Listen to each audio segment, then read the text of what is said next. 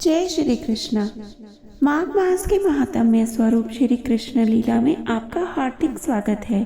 आइए आगे की अध्याय को श्रवण कर लेते हैं।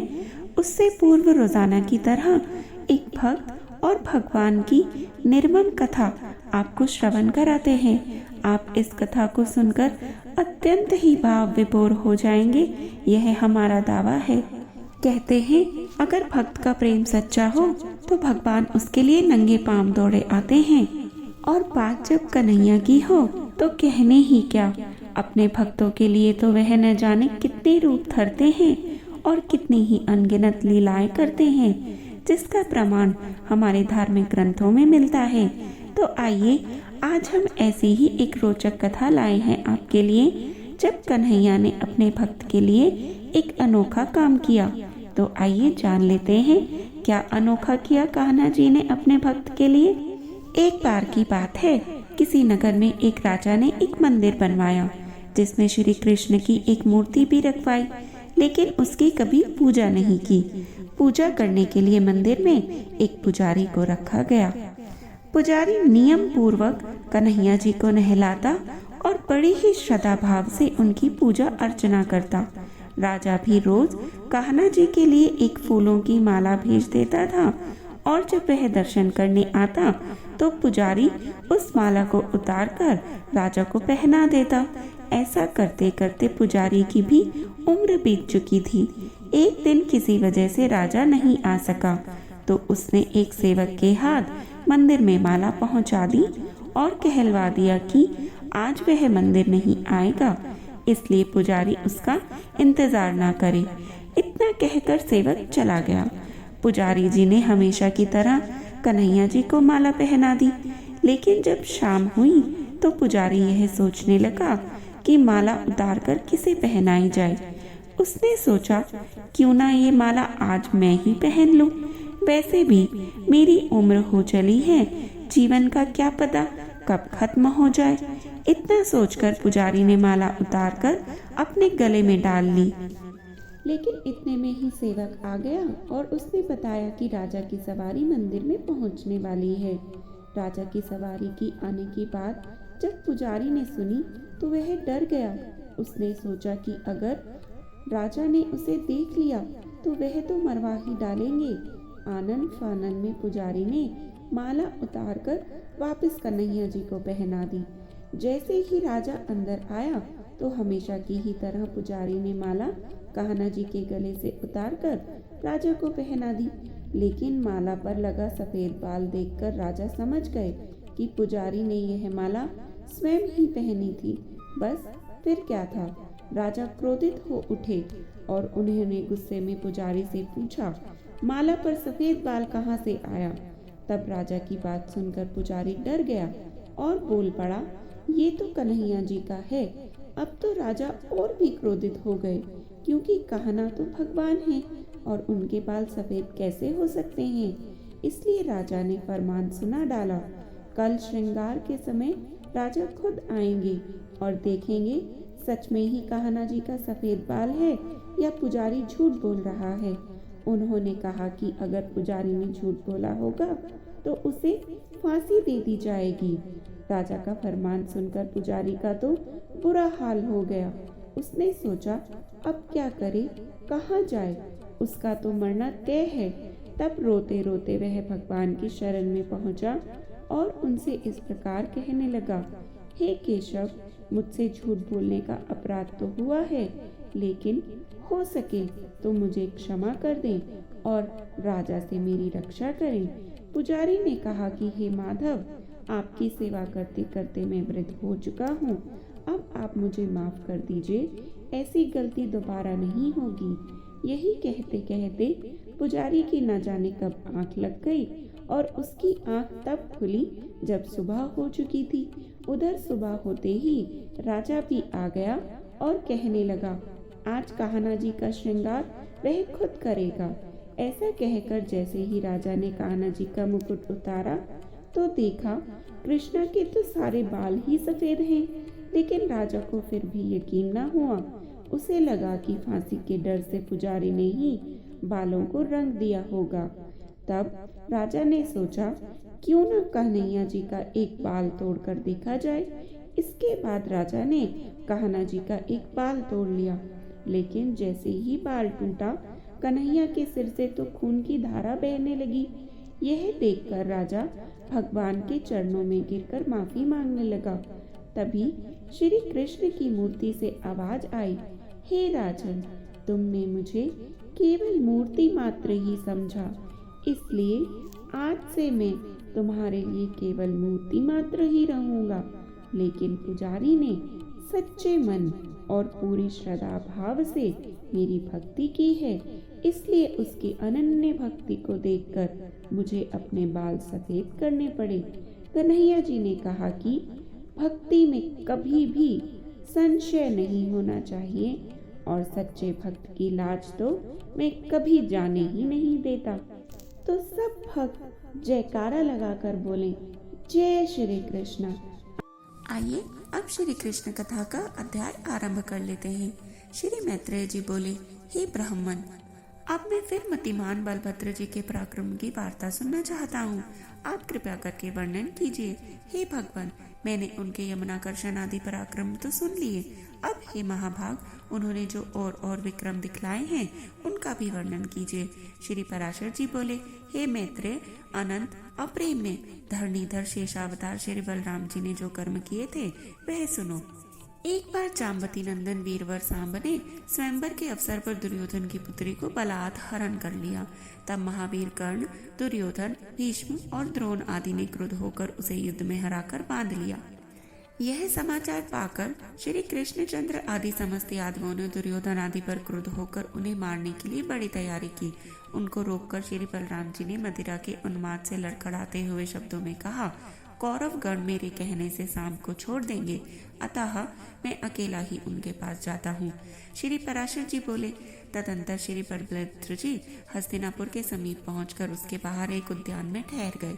उन्होंने नगर में प्रवेश नहीं किया। बलराम जी को आयोजन दुर्योधन आदि राजाओं ने उन्हें गौ, अर्धे और पाद्य आदि निवेदन किए। उन सबको विधिवत ग्रहण कर बलभद्र जी ने कौरवों से कहा, राजा उग्रसेन की आज्ञा है कि आप लोग सांब को तुरंत छोड़ दें। हे द्विजसतम, बलराम जी के इन वचनों को सुनकर भीष्म, द्रोण, कर्ण और दुर्योधन आदि राजाओं को बड़ा क्षोभ हुआ और यदुवंश को राज्यपद के अयोग्य समझ वाहिलिक आदि सभी कौरव गण कुपित होकर मूसलधारी बलभद्र जी से इस प्रकार कहने लगे, हे बलभद्र, तुम यह क्या कह रहे हो? ऐसा कौन यदुवंशु है जो कुरुकुलोत्पन्न किसी वीर को आज्ञा दे? यदि उग्रसेन ने भी कौरवों को आज्ञा दे सकते हैं तो राजाओं के योग्य कौरवों के इस श्वेत छत्र का क्या प्रयोजन है? अतः हे बलराम, तुम जाओ अथवा रहो, हम लोग तुम्हारी या उग्रसेन की आज्ञा से अनाय कर्मा सांब को नहीं छोड़ेंगे। पूर्व काल में कुकुर और अंधक वंशीय यादवगण हम माननीयों को प्रणाम किया करते थे, सो अब वे ऐसा नहीं करते तो ना सही, किंतु स्वामी को यह सेवक की ओर से आज्ञा देना कैसा? तुम लोगों के साथ समान आसन और भोजन का व्यवहार करके तुम्हें हम ही ने गर्वीला बना दिया है। इसमें तुम्हारा कोई दोष नहीं है, क्योंकि हमने ही प्रीतिवश नीति का विचार नहीं किया। हे बलराम, हमने जो तुम्हें यह अर्घ्य आदि निवेदन किया है यह प्रेमवश ही किया है। वास्तव में हमारे कुल की तरफ से तुम्हारे कुल को अर्घ्य आदि देना उचित नहीं है। श्री पराशर जी बोले, ऐसा कहकर कौरवगण यह निश्चय करके कि हम कृष्ण के पुत्र सांब को नहीं छोड़ेंगे तुरंत हस्तिनापुर में चले गए। तदंतर हलायुध श्री बलराम जी ने उनके तिरस्कार से उत्पन्न हुए क्रोध से मत होकर घूरते हुए पृथ्वी में लात मारी। महात्मा बलराम जी के पाद प्रहार से पृथ्वी फट गई और वे अपने शब्द से संपूर्ण दिशाओं को गुंजाकर कंपायमान करने लगी और लाल लाल नेत्र और टेढ़ी भ्रिकुटी करके बोले, अहो, इन सारहीन दुरात्मा कौरवों का यह एहसास कैसा राजमत का अभिमान कर रहे हैं। कौरवों का महिपालत्व तो स्वतः स्थित है और हमारा सामयिक ऐसा समझकर ही आज ये महाराजा उग्रसेन की आज्ञा नहीं मानते बल्कि उसका उल्लंघन कर रहे हैं। आज राजा उग्रसेन सुधर्मा सभा में स्वयं विराजमान होते हैं, उसमें शुचिपत्र इंद्र भी नहीं बैठने पाते, परंतु इन कौरवों को धिक्कार है जिन्हें सैकड़ों मनुष्यों के उच्चिष्ट राज सिंहासन में इतनी तुष्टि है, जिनके सेवकों की स्त्रियां भी पारिजात वृक्ष की पुष्प मंजरी धारण करती हैं, वह भी इन कौरवों के महाराज नहीं है। यह कैसा आश्चर्य है। वे उग्रसेन ही संपूर्ण राजाओं के महाराज बनकर रहे। आज मैं अकेला ही पृथ्वी को कौरवहीन करके उनकी द्वारकापुरी को जाऊंगा। आज कर्ण, दुर्योधन, द्रोण, भीष्म, बाहलिक, दुशासन आदि, भूरी, भूरिश्रवा, सोमदत्त, शल, भीम, अर्जुन, युधिष्ठिर, नकुल और सहदेव तथा अन्य अन्य समस्त कौरवों को उनके हाथी घोड़े और रथ के सहित मारकर तथा नववधु के साथ वीरवर शाम को लेकर ही मैं द्वारकापुरी में जाकर उग्रसेन आदि अपने बंधु बांधवों को देखूंगा, अथवा समस्त कौरवों के सहित उनके निवास स्थान इस हस्तिनापुर नगर को ही अभी गंगा जी में फेंके देता हूँ। श्री पराशर जी बोले। ऐसा कहकर मध्य से अरुण नयन मुस्लायुध श्री बलभद्र जी ने हल्की नोक को हस्तिनापुर के खाई और दुर्ग से युक्त प्राकार के मूल में लगाकर खींचा। उस समय संपूर्ण हस्तिनापुर सहसा डगमगाता देख समस्त कौरवगण क्षुब्धचित होकर भयभीत हो गए और कहने लगे, हे राम, हे राम, हे बलराम, हे बलभद्र, हे महाबाहु, क्षमा करो, क्षमा करो। हे मुस्लायुध, अपना कोप शांत करके प्रसन्न हो। हे बलराम, हम आपको पत्नी के सहित इन शाम को सौंपते हैं। हम आपका प्रभाव नहीं जानते थे, इसी से आपका अपराध किया, कृपया क्षमा कीजिए। श्री पराशर जी बोले, हे मुनि श्रेष्ठ, तदंतर कौरवों ने तुरंत ही अपने नगर से बाहर आकर पत्नी सहित शाम को श्री बलराम जी के अर्पण कर दिया।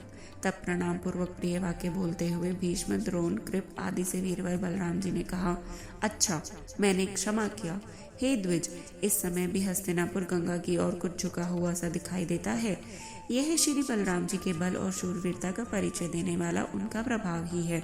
तदंतर कौरवों ने बलराम जी के सहित शाम का पूजन किया तथा बहुत से दहेज और वधु के सहित उन्हें द्वारकापुरी भेज दिया। श्री पराशर जी बोले, हे मित्र, इसी प्रकार संसार के उपकार के लिए बलभद्र जी के सहित श्री कृष्ण चंद्र ने दैत्यों और दुष्ट राजाओं का वध किया तथा अंत में अर्जुन के साथ मिलकर भगवान कृष्ण ने 18 अक्षिणी सेना को मारकर पृथ्वी का भार उतारा। इस प्रकार संपूर्ण राजाओं को मारकर पृथ्वी का भारावतरण किया और फिर ब्राह्मणों के श्राप से मिश्र से अपने कुल का भी उपसंहार कर दिया। हे मुने, अंत में द्वारकापुरी को छोड़कर तथा अपने मानव शरीर का त्याग कर श्री कृष्ण चंद्र ने अपने वंश बलराम, प्रद्युम्न आदि के सहित अपने विष्णुमय धाम में प्रवेश किया। श्री मैत्रेय जी बोले, हे मुने, श्री जनार्दन ने विप्र शाप के मिश्र से किस प्रकार अपने कुल का नाश किया और अपने मानव देह को किस प्रकार छोड़ा। श्री पराशर जी बोले, एक बार कुछ युद्ध कुमारों ने महातीर्थ पिंडार क्षेत्र में विश्वामित्र, कणव और नारद आदि महामुनियों को देखा।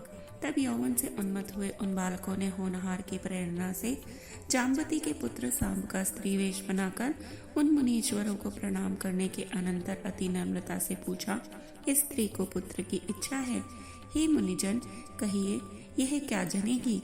श्री पराशर जी बोले, यदु कुमारों के इस प्रकार धोखा देने पर उन दिव्य ज्ञान संपन्न मुनिजनों ने कुपित होकर कहा, यह एक लोकोत्तर मूसल जनेगी जो समस्त यादवों के नाश का कारण होगा और जिससे यादवों का संपूर्ण कुल संसार में निर्मूल हो जाएगा।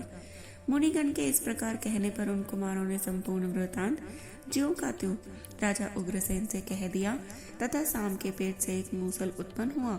उग्रसेन ने उस लोह में मूसल का चूर्ण करा डाला और उसे उन बालकों ने समुद्र में फेंक दिया। उसने बहुत से सरकंडे उत्पन्न हो गए। यादवों द्वारा चूर्ण किए गए उस मूसल के लोहे का जो भाले की नोक के समान एक खंड चूर्ण करने से बचा, उसे भी समुद्र में ही फिकवा दिया। उसे एक मछली निकल गई। उस मछली को मछेरों ने पकड़ लिया तथा चीरने पर उसके पेट से निकले हुए उस मूसल खंड को जरा नामक व्याध ने ले लिया। भगवान मधुसूदन इन समस्त बातों को यथावत जानते थे, तथापि उन्होंने विधाता की इच्छा को अन्यथा करना ना चाहा। इसी समय देवताओं ने वायु को भेजा। उसने एकांत में श्री कृष्णचंद्र को प्रणाम करके कहा, भगवान, मुझे देवताओं ने दूत बनाकर भेजा है। हे विभो, वसुगण, अश्विनी कुमार, रुद्र, आदित्य, मरुदगण और साध्य आदि के सहित इंद्र ने आपको जो संदेश भेजा है वह सुनिए। हे भगवान, देवताओं की प्रेरणा से उनके ही साथ पृथ्वी का भार उतारने के लिए अवतीर्ण हुए आपको 100 वर्ष से अधिक बीत चुके हैं। अब आप दुराचारी दैत्यों को मार चुके और पृथ्वी का भार भी उतार चुके। अतः हमारी प्रार्थना है कि अब देवगण सर्वदा स्वर्ग में ही आपसे सनात हों, अर्थात आप स्वर्ग पधार कर देवताओं को सनात करें।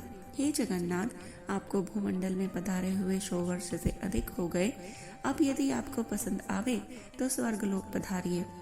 हे देव, देवगण का यह भी कथन है कि यदि आपको यहीं रहना अच्छा लगे तो रहें। सेवकों का तो यही धर्म है कि स्वामी को यथा समय कर्तव्य का निवेदन कर दें। श्री भगवान बोले, हे दूत, तुम जो कहते हो वह सब मैं जानता हूँ, इसलिए अब मैंने यादवों के नाश का आरंभ कर ही दिया है।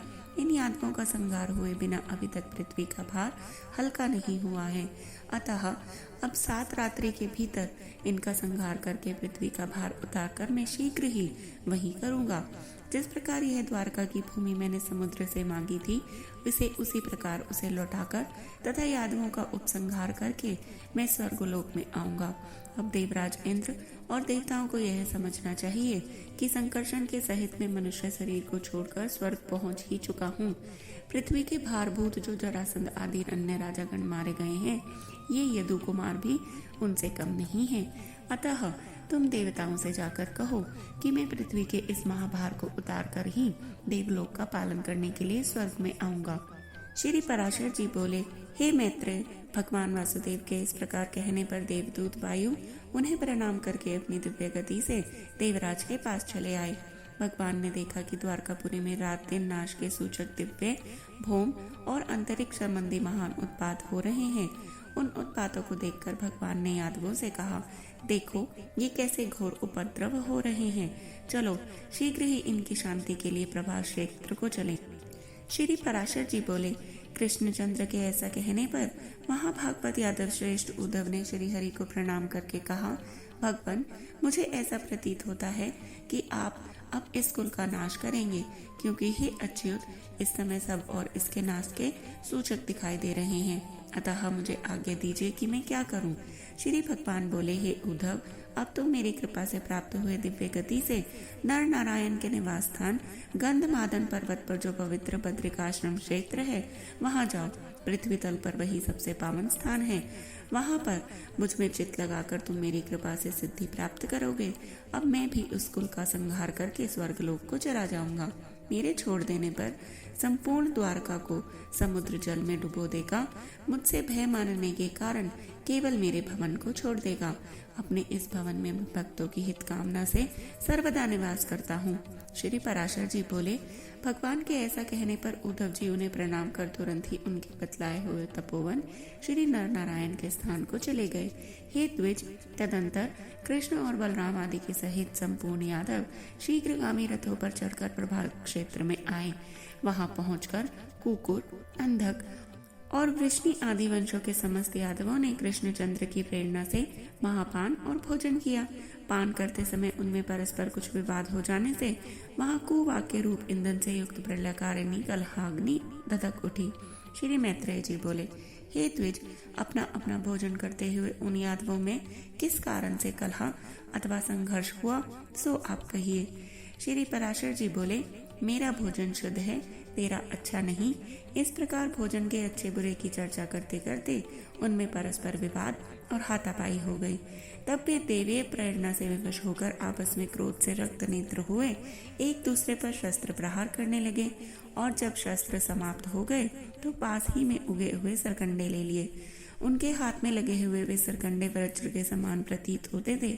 उन वज्र तुल्य सरकंडों से ही वे उस दारुण युद्ध में एक दूसरे पर प्रहार करने लगे। हे द्विज, प्रद्युम्न और सांब आदि कृष्ण पुत्रगण, कृतवर्मा, सात्विकी और अनिरुद्ध आदि तथा पृथु, विप्रथु, चारुवर्मा, चारु और अक्रूर आदि यादवगण एक दूसरे पर एरका रूपी व्रजों से प्रहार करने लगे। जब श्री हरि ने उन्हें आपस में लड़ने से रोका तो उन्होंने उन्हें अपने प्रतिपक्षी का सहायक होकर आए हुए समझा और उनकी बात की अवहेलना कर एक दूसरे को मारने लगे। कृष्णचंद्र ने भी कुपित होकर उनका वध करने के लिए एक मुट्ठी सरकंडे उठा लिए। वे मुट्ठी भर सरकंडे लोहे के मूसल के समान हो गए। उन मूसल रूप सरकंडों से कृष्णचंद्र संपूर्ण आतताई यादवों को मारने लगे तथा अन्य समस्त यादव भी वहां आकर एक दूसरे को मारने लगे। हे द्विज, तदंतर भगवान कृष्णचंद्र का जैत्र नामक रथ घोड़ों से आकृष्ट हो दारुक के देखते देखते समुद्र के मध्य पथ से चला गया। इसके पश्चात भगवान के शंख, चक्र, गदा, शांग्र, धनुष, तरकश और खड़ग आदि आयुध श्री हरि की प्रदक्षिणा कर सूर्य मार्ग से चले गए।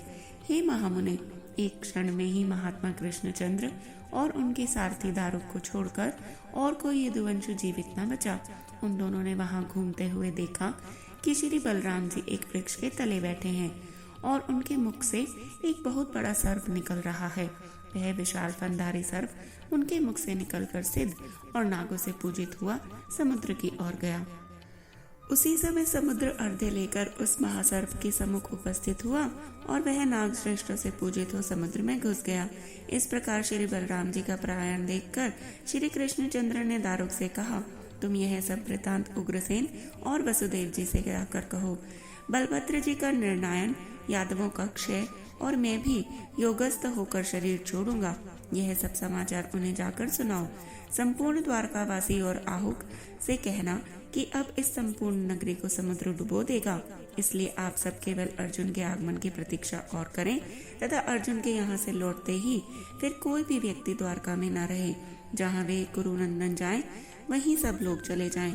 कुंती पुत्र अर्जुन से तुम मेरी ओर से कहना कि अपने सामर्थ्य अनुसार तुम मेरे परिवार के लोगों की रक्षा करना और तुम द्वारकावासी सभी लोगों को लेकर अर्जुन के साथ चले जाना।